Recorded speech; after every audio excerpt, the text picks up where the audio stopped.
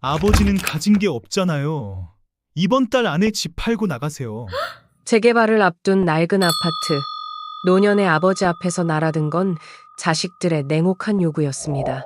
평생을 바쳐 지켜온 공간이 단숨에 퇴거 통보서로 바뀌는 순간 그 침묵 속에는 아무도 예상하지 못한 숨겨진 진실이 숨어 있었습니다. 이 이야기는 단순한 가족 갈등이 아닙니다. 곧 드러날 반전은 당신의 가슴을 벼락처럼 치고 지나갈 것입니다. 영상 시청 전 구독과 좋아요, 알림 설정 꼭 눌러주세요. 늦은 오후 김상호의 아파트에 햇살이 기울고 있었습니다. 창문을 통해 스며드는 빛이 30년 된 벽지 위에 금빛 얼룩을 만들었습니다. 상호는 주전자에서 김이 오르는 보리차를 두 잔 따르며 미소 지었습니다. 현우와 유진이 오랜만에 방문한다고 했기 때문입니다. 아이들이 오늘 뭐 할 말이 있대? 거실 소파 옆 테이블 위에는 조금 낡았지만 정성스레 닦은 찻잔이 놓여 있었습니다. 보리차 향이 집안에 은은하게 퍼져나갔습니다. 창밖으로는 전통시장의 흥정 소리가 희미하게 들려왔고 옆동에서는 누군가의 웃음소리도 들려왔습니다. 평온한 일상이었습니다. 초인종이 울렸습니다. 아버지, 안녕하세요. 현우의 목소리는 평소보다 낮았고 유진은 어색한 미소를 지었습니다. 둘 다 정장 차림이었습니다. 상호는 가슴이 따뜻해지는 것을 느꼈습니다. 바쁜 아들이 찾아온 날은 언제나 특별했으니까요. 어서 와라. 보리차 막 끓였어. 오랜만이구나. 세 사람이 거실에 앉았습니다. 현우와 유진은 차를 마시지 않고 서로 눈빛을 교환했습니다. 공기 중에 무언가 무거운 것이 감돌았습니다. 아버지, 드릴 말씀이 있어서 왔어요. 현우의 목소리가 어딘가 딱딱했습니다. 상호의 미소가 조금씩 사그라들었습니다. 여기 재개발 확정됐잖아요. 아버지 집도 이번에 팔아야 할 것 같아요. 상호는 천천히 찻잔을 내려놓았습니다. 손끝이 미세하게 떨렸습니다. 갑자기 왜 그런 얘기를? 세입자 보상도 나오고 어차피 엘리베이터도 자주 고장나는 오래된 아파트잖아요. 아버지 연세에 이런 데서 사시는 거 위험해요. 유진이 끼어들었습니다. 그녀의 말투는 친절했지만 눈빛은 단호했습니다. 그래서 저희가 알아봤는데요. 역 근처에 좋은 원룸이 있어요. 15평 정도라 아버지 혼자 쓰기 딱 좋을 것 같아요. 이번 달 안에 계약하면 특별 할인도 된대요. 상호의 귀에 윙 소리가 들렸습니다. 가슴 한구석이 무너져 내리는 느낌이었습니다. 30년 넘게 살아온 집을 이번 달 안에 떠나라니요. 그렇게 갑자기는 어려울 것 같은데 현우의 표정이 굳어졌습니다. 아버지, 솔직히 선택의 여지가 없어요. 저희도 지금 전세 살면서 애 키우기 버거운데 현우의 목소리가 점점 높아졌습니다. 아버지는 가진 게 없잖아요. 평생 과장으로 퇴직하셔서 연금도 얼마 안 되는 거 알아요. 그 말이 상호의 가슴을 관통했습니다. 입술이 바짝 마르고 심장이 거세게 뛰었습니다. 게다가 유진이 한숨을 쉬며 덧붙였습니다. 요즘 같은 세상에 부모님 모시고 누가 살아요? 저희 형편도 빠듯한데? 그 순간 상호의 눈앞이 캄캄해졌습니다. 평생 모아온 존엄이 한 문장에 무너져 내렸습니다. 가슴 속에서 무언가 끊어지는 소리가 들리는 것 같았습니다. 창밖으로 저무는 햇살이 이제는 차갑게 느껴졌습니다. 알겠다. 상호의 목소리는 바람 빠진 풍선처럼 힘이 없었습니다. 생각해볼게. 자식들이 떠난 후 상호는 오랫동안 그 자리에 앉아 있었습니다. 창밖으로 보이는 오래된 아파트 단지, 매일 아침 인사를 나누던 이웃들, 30년의 기억이 담긴 벽지와 가구들. 모든 것이 이제 처분해야 할 대상이 되어버렸습니다. 밤이 깊어갔습니다. 상호의 눈에서 한 줄기 눈물이 흘러내렸습니다. 새벽 3시, 달빛이 어둠 속에서 희미하게 빛났습니다. 상호는 침대에서 일어나 조용히 방을 가로질렀습니다. 마루 바닥이 삐걱거렸지만 그는 개의치 않았습니다. 오래된 옷장 뒤편으로 손을 뻗어 숨겨진 버튼을 눌렀습니다.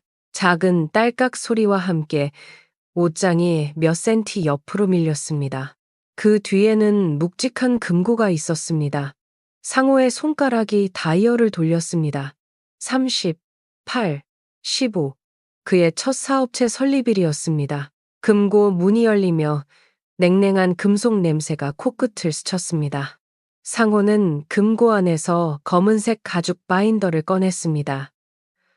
손끝이 떨렸습니다. 침실 책상으로 가서 스탠드를 켰습니다. 노란빛이 바인더 위에 드리워졌습니다. 천천히 바인더를 펼쳤습니다.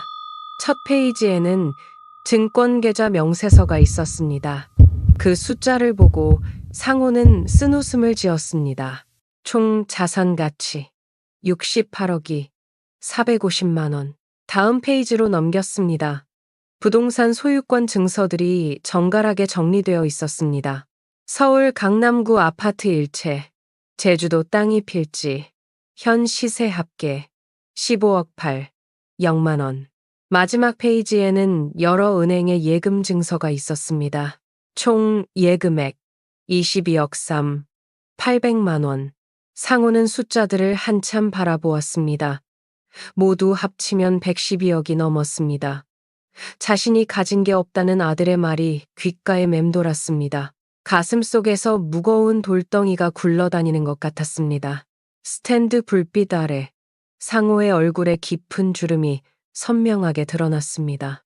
그 주름 하나하나에는 이 자산을 모으기까지의 고단한 세월이 새겨져 있었습니다. 눈을 감자 20년 전 기억이 물밀듯이 밀려왔습니다. 1995년 벤처붐이 일던 시절, 좁은 사무실에서 밤을 새우며 반도체 부품 기술을 연구하던 날들, 동료들은 그를 미친 사람이라 불렀습니다. 대기업 안정적인 직장을 버리고 위험한 도전을 한다고요. 김 과장, 당신 미쳤어? 애들 학비는 어쩔 건데? 당시 아내는 불안해하며 그의 손을 잡았습니다. 상호는 아내의 손을 꼭 쥐었습니다. 믿어줘. 이건 기회야. 우리가 개발한 기술은 반드시 성공할 거야. 그리고 5년 후 그들의 벤처는 글로벌 기업에 인수되었습니다. 상호의 손에는 80억이라는 거액이 쥐어졌습니다. 하지만 그는 자신의 성공을 드러내지 않기로 결심했습니다. 오히려 전자부품 회사의 평범한 과장으로 돌아갔습니다. 왜 그러는 거예요? 이제 편하게 살 수 있잖아요. 아내가 물었습니다. 돈이 사람을 변하게 해. 우리 현우가 돈 때문에 변하는 걸 보고 싶지 않아. 상호는 자신의 부를 숨기고 단 한 사람의 친구도 알지 못하게 했습니다. 평범한 삶을 살면서 조용히 투자를 통해 자산을 불렸습니다. 그리고 그 비밀은 7년 전 아내가 세상을 떠나면서 더욱 깊게 묻혔습니다. 회상에서 깨어나 상호는 다시 현실을 직시했습니다. 창밖으로 새벽빛이 희미하게 비치기 시작했습니다. 방 안은 차가웠지만 그의 가슴 속에서는 뜨거운 무언가가 솟아오르고 있었습니다. 가진 게 없다고? 상호의 입에서 작은 웃음이 새어나왔습니다. 처음에는 쓴웃음이었지만 점차 확신에 찬 미소로 변했습니다. 바인더를 덮으며 상호는 결심했습니다. 지금까지 자신의 부를 숨겨온 이유는 아들이 돈에 물들지 않길 바라는 마음이었습니다. 하지만 이제 그 방법이 효과가 없었음을 인정해야 했습니다. 오히려 현우는 돈만 보는 냉혹한 현실주의자가 되어버렸습니다. 상호는 천천히 일어섰습니다. 금고를 닫고 옷장을 제자리로 밀어넣었습니다. 창가로 걸어가 밖을 내다보았습니다. 어둠 속에서 서서히 형체를 드러내는 오래된 아파트 단지. 30년의 추억이 깃든 이 공간을 그는 사랑했습니다. 이제 진짜 모습을 보여줄 때인가. 상호의 목소리는 작았지만 단호했습니다. 새벽 공기가 그의 결심을 더욱 단단하게 만들었습니다. 창밖으로 첫새가 지저귀기 시작했습니다. 새로운 날이 밝아오고 있었습니다. 다음 날 오후, 상호는 아파트 단지 벤치에 앉아 있었습니다. 가을 햇살이 나무십 사이로 반짝이며 떨어졌습니다. 그의 손에는 따뜻한 캔커피가 쥐어져 있었지만 마음은 여전히 무거웠습니다. 상호 씨, 여기서 뭐해요? 박말순의 목소리에 상호는 천천히 고개를 들었습니다. 말순은 같은 단지 1층에 사는 오래된 이웃이었습니다. 주름진 얼굴에 따스한 미소를 짓고 있었습니다. 그냥 생각이 많아서요. 말순은 그의 옆에 앉았습니다. 나무잎이 바스락거리며 두 사람 사이로 떨어졌습니다. 표정을 보니 자식 때문에 속상한 일 있나 보네요. 상호는 놀라 말순을 바라보았습니다. 그녀는 담담히 웃었습니다. 저도 그 표정 많이 지어봤어요. 자식들이 5년 전에 절 요양원에 모시려고 했거든요. 바람이 불어 말순의 흰 머리카락을 흩날렸습니다. 상호는 자신도 모르게 이야기를 꺼냈습니다. 현우와 유진이 자신을 원룸으로 보내려 한다는 것, 30년 넘게 살아온 집을 떠나야 할지도 모른다는 것, 자신을 가진 게 없는 노인으로만 본다는 것, 말순의 눈에 공감의 빛이 어렸습니다. 사람들은 나이 든 우리를 무력하다고 생각하지. 하지만 우리도 선택할 수 있어요. 상호 씨, 당신은 무엇을 선택할 건가요? 그 말이 상호의 가슴을 찔렀습니다. 무언가 따뜻한 감정이 피어올랐습니다. 누군가 자신의 감정을 이해해 준다는 것, 그것만으로도 위로가 되었습니다. 아직 모르겠어요. 말순은 천천히 일어났습니다. 생각해 보세요. 그리고 기억하세요. 우리는 언제나 선택할 수 있어요. 말순이 떠난 후 상우는 오랫동안 그 자리에 앉아 있었습니다. 저녁 무렵 익숙한 목소리가 들려왔습니다. 역시 여기 있을 줄 알았어. 장도연이었습니다. 대학 시절부터의 친구이자 벤처 창업을 함께했던 동지였습니다. 유일하게 상호의 비밀을 아는 사람이기도 했습니다. 도현아. 도현은 상호 옆에 앉았습니다. 그의 얼굴은 세월의 흔적이 깊게 패여 있었지만 눈빛만은 여전히 젊음의 기운이 넘쳤습니다. 무슨 일인지 들었어. 네 아들이 널 원룸으로 보내려고 한다면서? 상호는 고개를 끄덕였습니다. 목구멍이 메어 말이 나오지 않았습니다. 그래서 어떻게 할 생각이야? 모르겠어. 진실을 말할까 생각 중이야. 도연은 잠시 생각에 잠겼습니다. 어둑해진 하늘에 첫 별이 반짝이기 시작했습니다. 이제 네 진짜 모습을 보여줘야 할 때인 것 같아. 상호는 망설였습니다. 손끝이 떨렸습니다. 30년 동안 숨겨온 걸. 이제 와서? 상호야, 넌 아들을 위해 비밀을 지켰지만 결과는 어땠어? 네 아들은 돈밖에 모르는 사람이 됐잖아. 가슴이 아팠습니다. 상호는 고개를 숙였습니다. 도연의 말은 날카로웠지만 진실이었습니다. 넌 가난한 노인이 아니라 우리 세대의 전설이야. 벤처 1세대로 성공한 숨은 영웅이라고. 이제는 네 삶을 살아도 돼. 도연의 말에 상호의 눈시울이 뜨거워졌습니다. 가슴속에서 오랫동안 억눌러왔던 감정이 파도처럼 밀려왔습니다. 어떻게 해야 할지 모르겠어. 계획이 필요하겠군. 도연의 목소리가 단호해졌습니다. 아들에게 단순히 나는 부자다라고 말하는 건 의미가 없어. 그에게 진정한 교훈을 줄 방법이 필요해. 별이 점점 더 많이 떠오르기 시작했습니다. 두 노인의 실루엣이 어둠 속에서 선명하게 드러났습니다. 상호의 마음속에 조금씩 용기가 피어올랐습니다. 내 말이 맞아. 상호의 목소리에 힘이 실렸습니다. 이제 내 삶을 살 때가 왔어. 도연은 만족스러운 미소를 지었습니다. 두 사람은 밤하늘의 별을 바라보며 계획을 세우기 시작했습니다. 상호의 가슴 속에 오랜만에 희망의 불씨가 타오르기 시작했습니다. 일주일 후 김상호는 현우와 유진을 다시 집으로 불렀습니다. 거실에는 같은 자리에 보리차가 놓여 있었지만 상호의 눈빛은 달라져 있었습니다. 침착하고 단정한 표정으로 자식들을 맞이했습니다. 아버지, 생각해 보셨어요? 현우가 거실에 들어서자마자 물었습니다. 목소리에는 조급함이 묻어 있었습니다. 상호는 천천히 고개를 끄덕였습니다.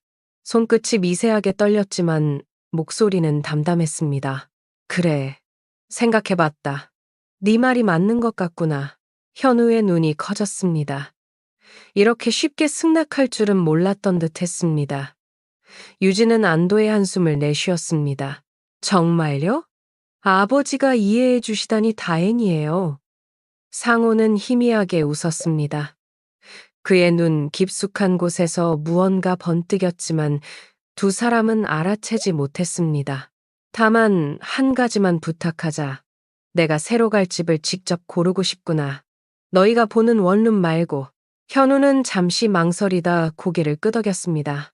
그럼 주말에 같이 부동산 몇 군데 돌아볼까요? 아니, 그럴 필요 없다. 내가 이미 마음에 드는 곳을 찾았어. 상호는 테이블 위에 한 장의 종이를 올려놓았습니다. 종이에는 강남의 한 주소가 적혀 있었습니다. 이번 주 내로 이사할 예정이야. 걱정하지 마라. 현우와 유진은 의아한 표정으로 서로를 바라보았습니다. 이렇게 쉽게 해결될 줄은 몰랐던 듯 했습니다. 그럼, 이 집은요? 유진이 조심스럽게 물었습니다. 팔 거다. 너희가 원하는 대로. 그날 저녁 상호는 도연과 함께 차를 타고 강남으로 향했습니다. 창밖으로 서울의 밤 풍경이 흘러갔습니다. 상호의 가슴은 두근거렸습니다. 손바닥에 식은땀이 배어났습니다. 긴장되나? 도연이 물었습니다. 30년 만에 처음으로 내 진짜 모습을 드러내는 거야. 당연히 긴장되지. 차가 한 고급 아파트 단지 앞에 멈췄습니다. 더 퍼스트 펜트하우스라는 금빛 간판이 빛났습니다. 로비는 대리석과 크리스탈 샹들리에로 화려하게 장식되어 있었습니다. 김 회장님, 오셨습니까? 로비에서 정장 차림의 매니저가 공손히 인사했습니다. 상호는 처음 듣는 회장님이라는 호칭에 어색함을 느꼈지만 의연하게 고개를 끄덕였습니다. 계약서와 현금 영수증 모두 준비되어 있습니다. 이쪽으로 오시죠. 2시간 후 상호는 45층 펜트하우스의 새 주인이 되었습니다. 현금으로 38억을 지불했습니다. 통유리창 너머로 서울의 야경이 파노라마처럼 펼쳐졌습니다. 도시의 불빛이 별처럼 반짝였습니다. 이제 첫 단계는 끝났군. 도현이 말했습니다. 상호는 깊은 숨을 내쉬었습니다. 가슴 속에서 무언가가 풀려나가는 듯한 해방감이 밀려왔습니다. 30년간의 가면이 벗겨지는 느낌이었습니다. 다음은 재단이지?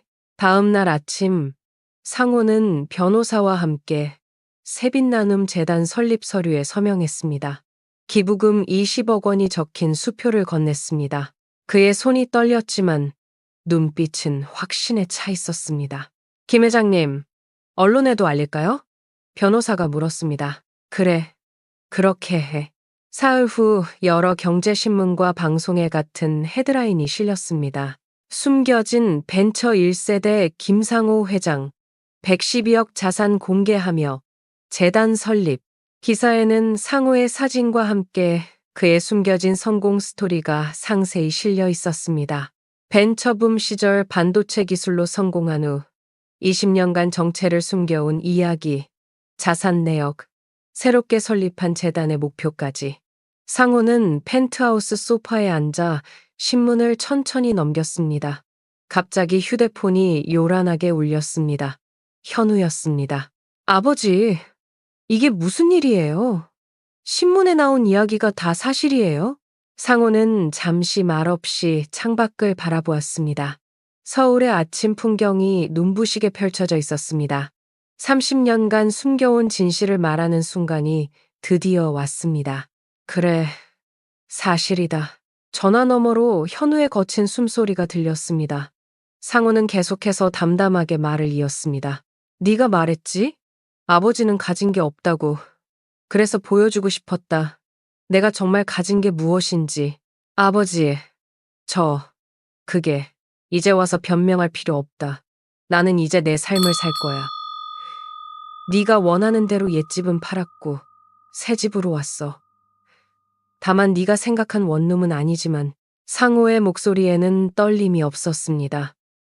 오히려 오랜 시간 묶여있던 무언가가 풀려나는 시원함이 느껴졌습니다. 아버지, 저희가 찾아뵐게요. 지금 당장. 아니, 지금은 안 된다.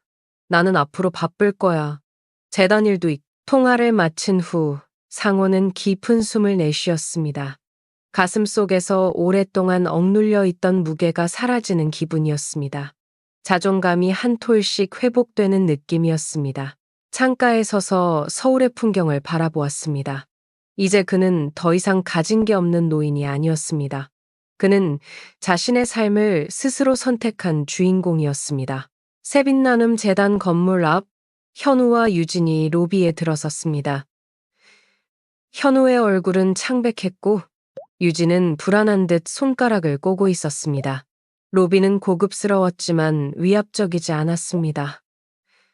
따뜻한 원목과 부드러운 조명이 방문객을 맞이했습니다. 김상호 이사장님을 뵙고 싶습니다. 현우가 안내 데스크에 말했습니다. 접수원은 공손하게 웃었습니다.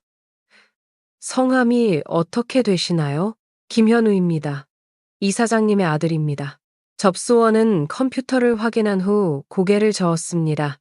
죄송합니다만 이사장님께서는 현재 면회 불가 명단에 김현우님의 이름이 있습니다. 현우의 얼굴이 굳었습니다. 가슴 속에서 무언가가 꺾이는 소리가 들리는 듯 했습니다. 유진이 그의 팔을 잡았습니다.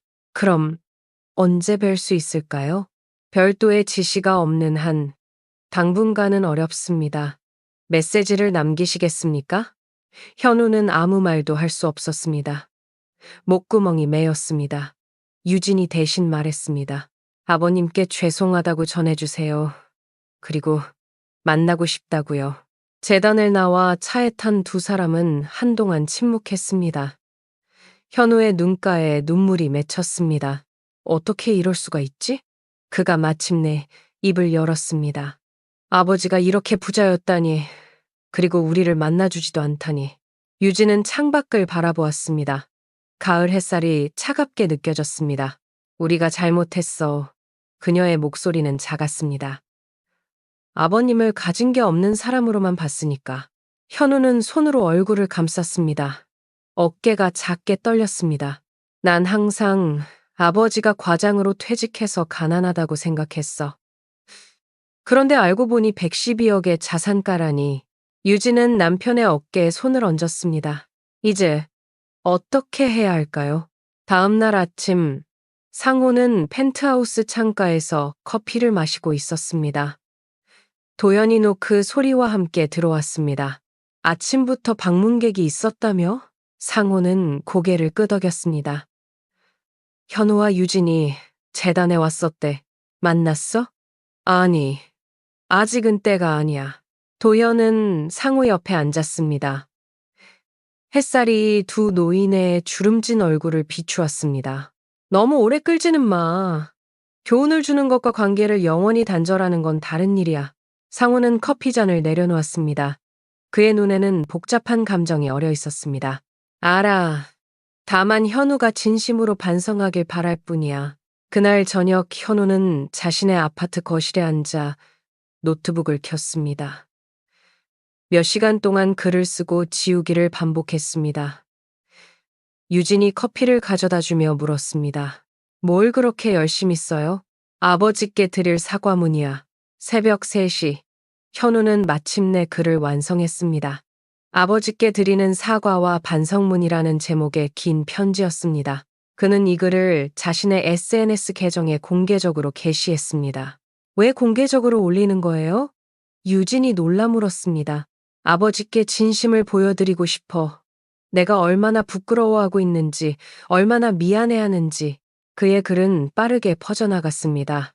112억 자산가의 아들, 공개 사과문 게시라는 제목으로 여러 뉴스에 보도되었습니다. 그래서 현우는 자신이 얼마나 물질적이고 계산적이었는지 솔직하게 고백했습니다.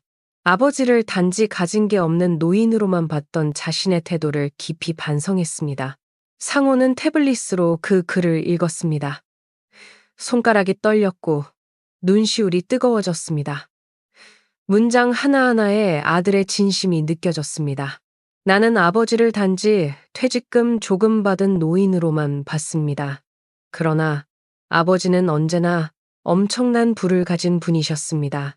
물질적인 부가 아니라 인격과 삶의 지혜라는 진정한 부를 가지신 분이었습니다. 상호는 태블릿을 내려놓았습니다. 창밖으로 서울의 밤 풍경이 반짝였습니다. 가슴 속에서 복잡한 감정이 일었습니다.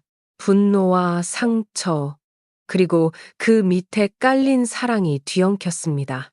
일주일이 지났습니다. 현우는 매일 아침 재단을 찾았지만 상호는 여전히 그를 만나주지 않았습니다. 대신 재단 직원을 통해 한 가지 메시지를 전달했습니다. 진정성을 보여주고 싶다면 재단의 노인복지센터에서 봉사활동을 하라. 현우는 주저없이 그 제안을 받아들였습니다. 매주 주말마다 유진과 함께 노인복지센터에서 봉사활동을 시작했습니다. 처음에는 어색했지만 점차 그 일이 의미 있게 다가왔습니다. 독거노인 가정을 방문해 말벗이 되어주고 식사를 함께하고 청소를 도왔습니다. 거동이 불편한 어르신들의 병원 동행도 했습니다. 현우는 처음으로 노인들의 삶을 가까이에서 보게 되었습니다. 이제 아버지의 마음을 조금 이해할 것 같아요. 어느 날 봉사활동을 마치고 돌아오는 길에 현우가 유진에게 말했습니다. 아버지께서 왜 그토록 존엄을 중요하게 생각하셨는지. 한 달이 지났습니다. 상호는 재단 사무실에서 도연과 이야기를 나누고 있었습니다. 현우가 정말 열심히 봉사하고 있대. 한 번도 빠지지 않고 도연은 미소 지었습니다. 이제 만나볼 때가 된 것 같은데? 상호는 창밖을 바라보았습니다. 가을이 깊어가고 있었습니다. 나무잎들이 붉게 물들어 있었습니다. 그래, 이제 때가 된 것 같아. 그날 저녁, 상호는 노인복지센터를 조용히 방문했습니다. 어르신들과 함께 저녁 식사를 준비하는 현우와 유진의 모습을 멀리서 지켜보았습니다. 현우의 얼굴에는 예전에 없던 따뜻함이 깃들어 있었습니다. 어르신의 손을 잡고 이야기를 나누는 그의 눈빛에 진심이 담겨 있었습니다.